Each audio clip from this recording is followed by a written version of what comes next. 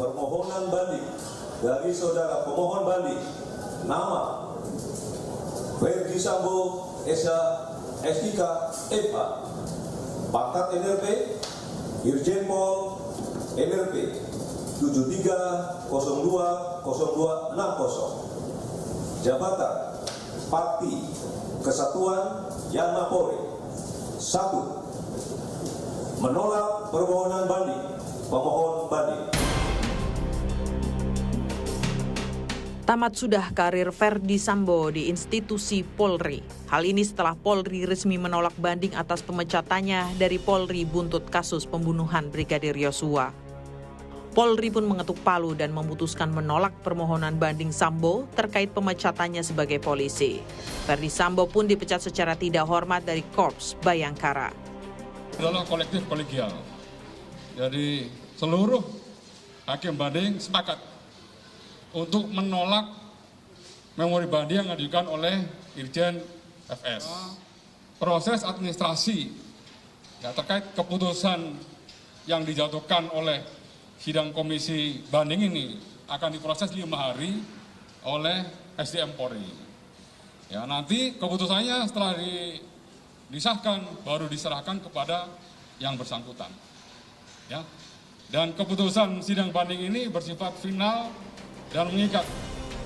Dalam kasus pembunuhan berencana terhadap Brigadir Yosua, Ferdi Sambo dijerat dengan pasal 340 KUHP subsidiar, pasal 338 junto, pasal 55 junto, 56 KUHP. Dengan dijeratnya lewat pasal pembunuhan berencana, Ferdi Sambo pun terancam hukuman mati atau penjara seumur hidup atau minimal 20 tahun penjara. Sementara itu, Kejaksaan Agung telah menerima 12 berkas pembunuhan Brigadir Yosua. 12 berkas perkara telah diterima dengan rincian 5 berkas menyangkut pasal 338 dan 340 dan 7 berkas obstruction of justice. Kejagung terus berharap berkas kasus pembunuhan Yosua segera dinyatakan lengkap dan segera disidangkan. Kalau menurut aturan kita diberikan waktu 14 hari. Ya. 1 minggu menyatakan sikap, 14 hari mengembalikan berkas ketika berkas itu dinyatakan tidak lengkap. Akan tetapi 14 hari itu bukan mutlak harus seperti itu. Kalau misalnya 10 hari kemudian sudah lengkap, ya 10 hari kita nyatakan bahwa perkara itu bisa lengkap.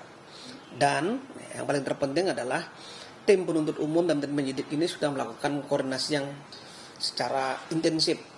Ya, mudah-mudahan tidak ada pengembalian berkas lagi.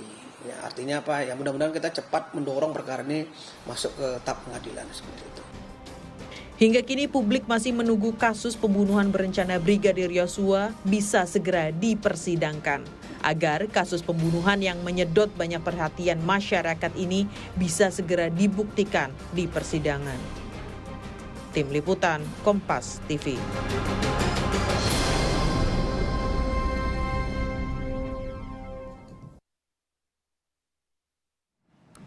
Setelah bandingnya resmi ditolak oleh Polri, karir Ferdi Sambo di Korps Bayangkara telah tamat. Sambo pun resmi dipecat dari Polri.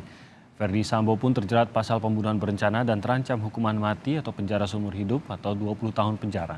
Nah, bagaimana langkah hukum dari sang pengacara keluarga Yosua?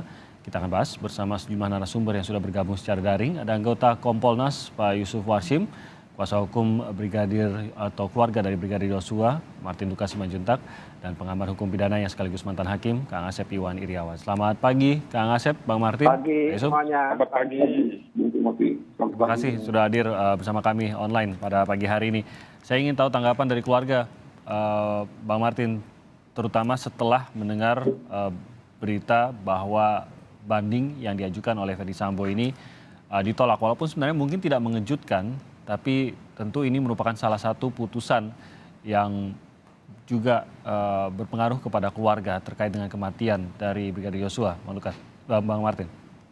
Ya, Bung Timothy.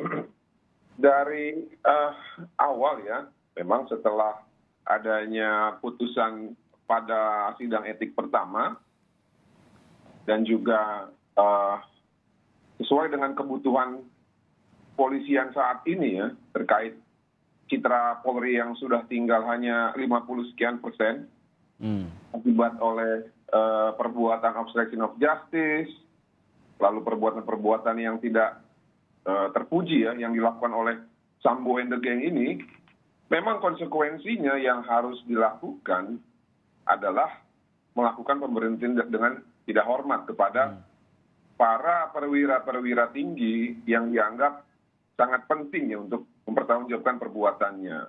Nah, kalau kita berbicara terhadap kebiasaan-kebiasaan umum juga terhadap kepolisian, tidak pernah lupa saya sampaikan bahwa kalau ada anggota ataupun perwira bermasalah, biasanya itu kalau permasalahan pidananya diselesaikan dulu, baru sidang etik. Nah ini terobosan dari kepolisian dalam kasus Sambo memang adalah solusi yang paling tepat. Itu adalah melakukan sidang etik dulu. Jadi pecatin dulu semua yang terlibat agar masyarakat percaya bahwa ya kepolisian serius menangani permasalahan ini. Saya tidak bilang bahwa ini yang pertama, enggak. Ada pasti kasus-kasus yang sebelumnya, tapi secara masif polisi melakukan sidang etik sekian banyak ya sebelum ada putusan hukum pidana gitu ya.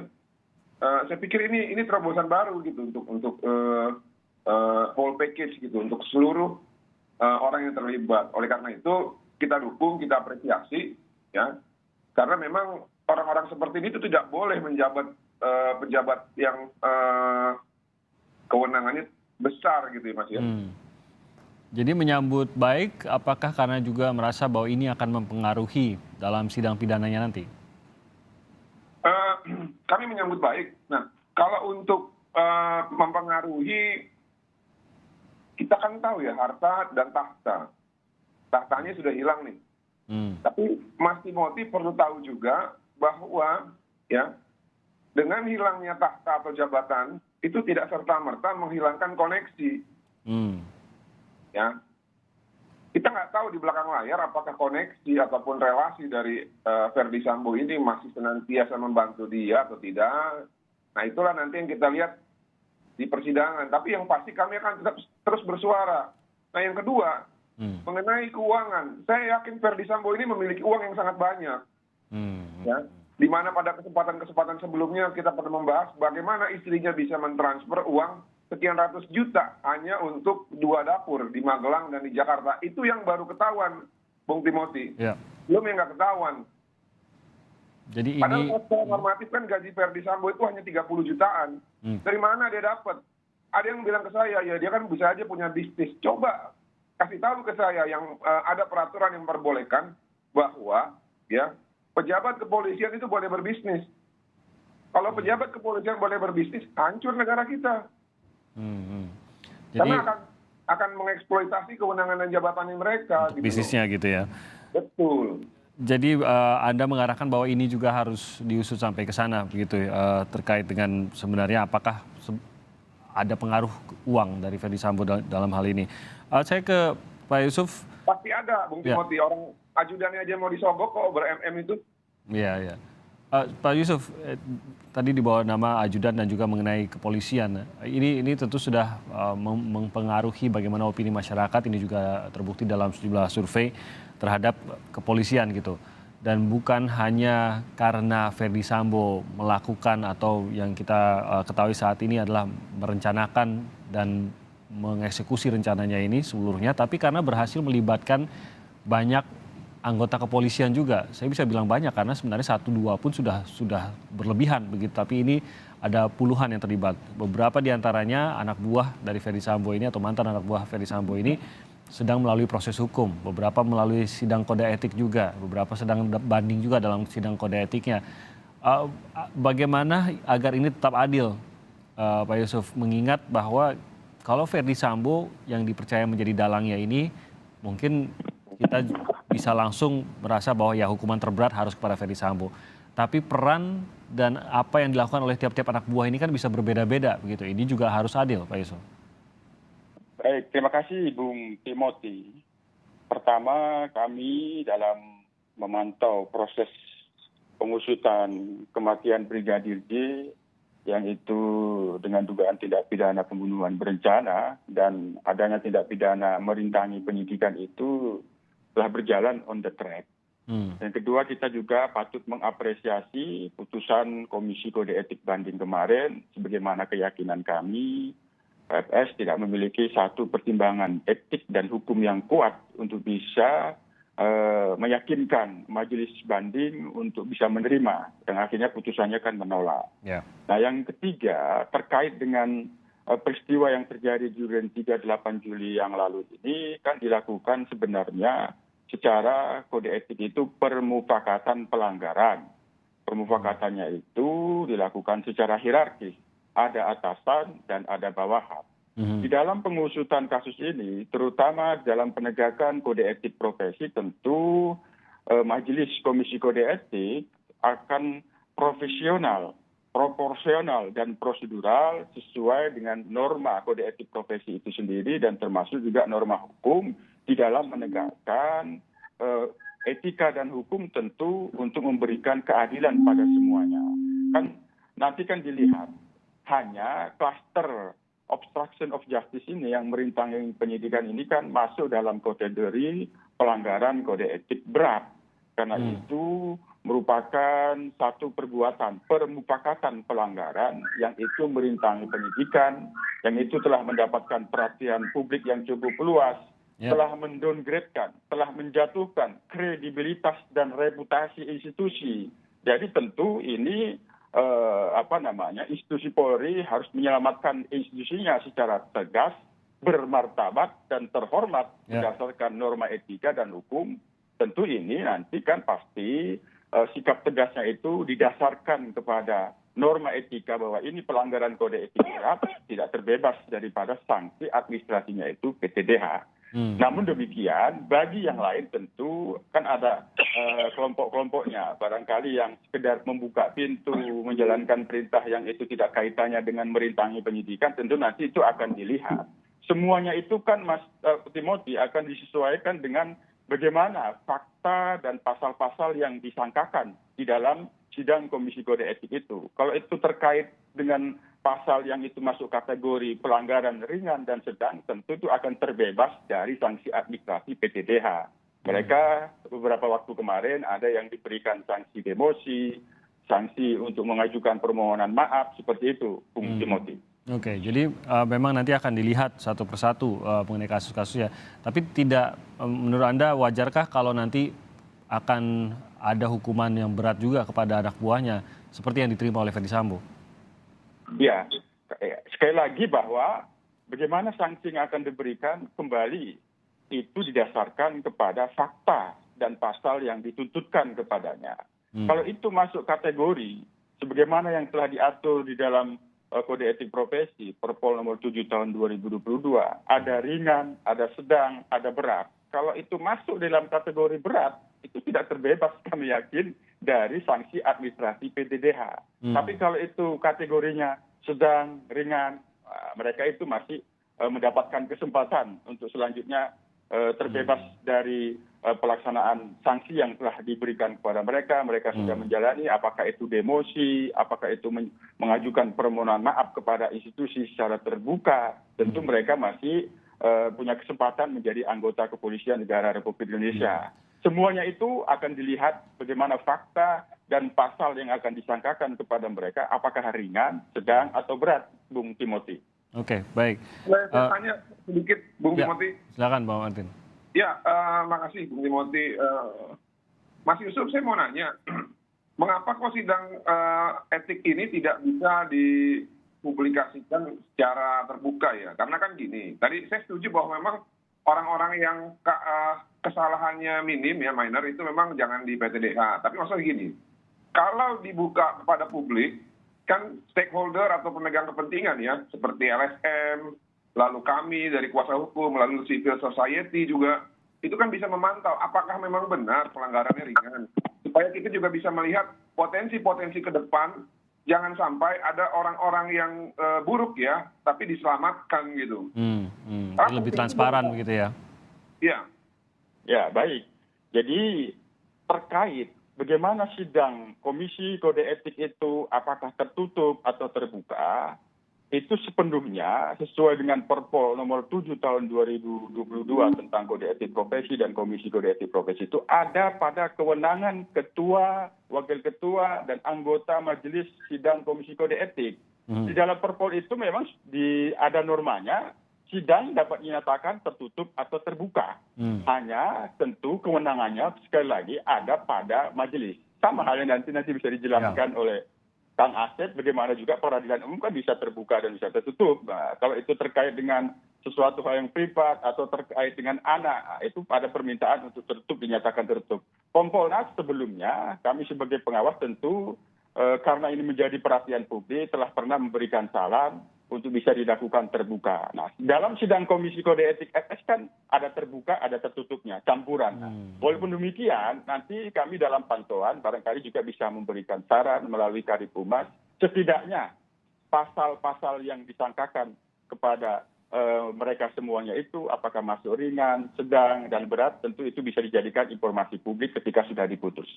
Jadi kita mulai lagi Pak. Sebenarnya yang paling penting itu bukan pasalnya Mas Yusuf, tapi fakta-fakta yang terjadi apa. Jadi supaya kita menilai bahwa pelanggarannya benar-benar ringan gitu ya. Jadi perannya benar-benar kelihatan gitu Bang Martin, dan masyarakat memahami juga apakah perannya itu ringan atau justru berat begitu. Jadi gini loh, ini kan yang salah polisi, yang ngadilin polisi. Nah, masyarakat itu supaya yakin dan percaya dengan produk putusan ini, maka berilah transparansi supaya hasilnya itu nanti bisa diterima oleh. Keinginannya seperti itu. Ya. Baik, Pak Yusuf, apakah keputusan dari yang memimpin sidang itu sendiri bisa diubah oleh pihak lain, mungkin kuasa di atasnya untuk menentukan bahwa sidang terbuka saja, atau bagaimana Pak Yusuf?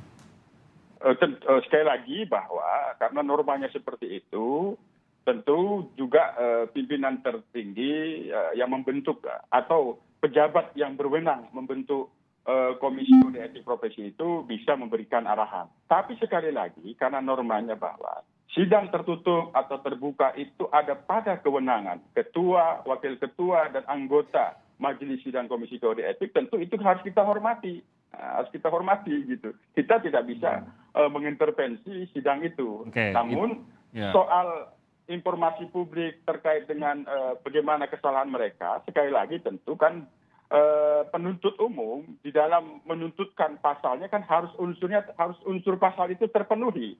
Pemenuhan unsur pasal yang dituntutkan atau yang disangkakan kepada terduga pelanggar itu kan tentu berdasarkan fakta-fakta. Apakah itu bukti keterangan saksi, ahli, atau bukti dalam surat, petunjuk, itu yang akan menjelaskan fakta-faktanya. Namun tentu apa yang dimaksud oleh Bung Martin, kami kira nanti dicatat oleh Polri, bagaimana nanti diumumkan putusan itu terkait dengan yang paling umum, ini ringan, sedang, atau berat, nanti bisa dicatat. Itu hal yang disebut Bang Martin tadi, mungkin itu bisa justru membantu mengembalikan kepercayaan tersebut dengan menjadi lebih transparan gitu ya Pak Martin ya. Saya ingin tahu dari Kang Asep juga, karena Kang Asep ini yang dulu juga ikut menentukan sebuah sidang terbuka atau tertutup, tapi mungkin lebih jelas ya Kang Asep kalau misalkan sidang asusila tertutup, melibatkan korban anak-anak tertutup, tapi dalam hal ini bukan sesuatu yang lebih terasa apakah perlu tertutup terbuka, tapi lebih hanya keputusan dari yang menjalankan sidang, atau bagaimana sebenarnya Kang Asep kepentingan ini? Mungkin Anda melihatnya. Ya, gini Mas Denny ya. Jadi ini ada dua rezim, yaitu rezim etik dan rezim hukum. Kalau rezim etik itu tunggu kepada kode etik profesinya masing-masing. Ketika kode etik profesinya masing-masing telah diundangkan untuk undang-undang atau peraturan di bawahnya termasuk peraturan Polri, dikenal ajas ya, presumption juris de jure. Artinya setelah itu diundangkan berlakulah di internal masing-masing. Masing-masing profesi, misalkan hakim dengan KY itu ada kode etiknya, kepolisian punya, kejaksaan punya, penasihat hukum punya. Nah itu diatur masing-masing oleh peraturan internal masing-masing. Yang ngatur kode etiknya masing-masing. Harus tunduk pada aturan itu sendiri. Kalau rezim hukumnya pasti aturannya adalah undang-undang. Orang tidak boleh dihukum kalau nggak ada undang-undangnya. Tapi prinsipnya, sekali lagi, tadi yang dikatakan oleh Pak Yusuf pasti betul. Soal terbuka tertutup, ya itulah internal mereka yang menentukan dengan aturan internalnya masing-masing. Profesinya yang menentukan masing-masing. Saya kasih contoh, ketika memproses etik profesinya hakim, apakah KY dengan MA sepakat membentuk ya majelis kehormatan itu akan terbuka tertutup, dilihat kasusnya. Kita mengenal peraturan tentang sanksi administratif. Ada sanksi berat, sanksi ringan, sanksi sedang. Tapi untuk perkara-perkara yang sifatnya misalkan contohnya penegak hukum itu melakukan kesusilaan, rezim hukum maupun rezim etik pasti tertutup, tidak mungkin dibuka karena itu akan batal demi hukum. Tapi kalau rejimnya sifatnya penelitian tahap publik dan majelis yang menyidangkan perlu terbuka, ya tergantung yang menentukan terbuka atau tidaknya. Kita telah meratifikasi UNCSD yang pasal 14A, ya sekali lagi. Itu berlaku bagi persidangan apapun. UNCSD itu ya jelas mengatakan, di ACCPR itu jelas pasal 14A, ya bahwa demi kepentingan ketertiban umum, demi kepentingan orang yang diperiksa, harus kita menghormati azas itu. Jadi itu aturan normanya, Mas Tinggi. Jadi betul apa katakan Pak Yusuf, ya tergantung etik profesinya masing-masing, mau terbuka tertutup, itu aturannya ada. Hukum mengenal norma, ada exception-nya tadi, kekecualian-kekecualian, kalau dihukum kan sidang anak dan kesusilaan. Kalau di perdata kan sidang perceraian, itu tidak boleh, karena itu menyangkut hak yang sifat pribadi. Tapi sekali lagi, ada yang harus bersama-sama, putusannya harus diucapkan yang terbuka untuk umum. Di putusan itu kan terungkap fakta-fakta, pertimbangan maupun amarnya, gitu. Baik etik maupun yuridis itu walaupun sidangnya tertutup, tapi putusannya harus terbuka. Itu ACCPR secara ratifikasi maupun di peraturan perundang-undangan transaksi administrasi juga sama itu. Dan harus mungkin ini ya Kang Asep yang harus diingat juga bahwa sidang utamanya itu adalah sidang pidana begitu ya, bukan di sidang kode etik ini, sehingga tertutup pun sidang kode etik perdana itu bisa sama sekali keputusannya berbeda begitu ya Kang Asep. Hati-hati Mas ini. Ya bisa-bisa di etik dijatuhkan dia melanggar etik, pidana juga bisa melanggar pidana. Mungkin juga pidananya bebas, etiknya terbukti gitu kan, karena rezimnya berbeda. Saya kasih contoh yang paling gampang. Sekarang misalnya rame itu TPKS di Permendikbud itu kan, dia melanggar Permendikbud, kena sanksi administrasi. Tapi secara pidananya mungkin dia tidak terbukti perkosaannya atau cabulnya. Tapi yang kita berharap sekarang ya etisnya terbukti, pidananya terbukti. Tapi biasanya telat. Kalau di etisnya terbukti, ya boleh dikatakan pidananya kena gitu. Cuman ada hal tertentu yang sifatnya pribadi ya, itu dua-duanya ada yang tidak, ada yang sama, ada yang beriringan, ada yang beririsan, ada yang bertentangan malah. Jadi justru harus memanage ekspektasinya begitu ya. Bersalah di kode etik tetap ada, walaupun tadi dikatakan Kang Asep biasanya tidak, tapi tetap ada ruang pidananya justru jangan-jangan tidak terbukti gitu. Nah ini harus di manage ekspektasi juga. Kita akan bahas lebih jauh lagi, terutama terkait dengan bagaimana melihat peran dari mereka yang membantu Ferdy Sambo. Nanti kita akan dalami lebih jauh lagi usai jeda berikut ini.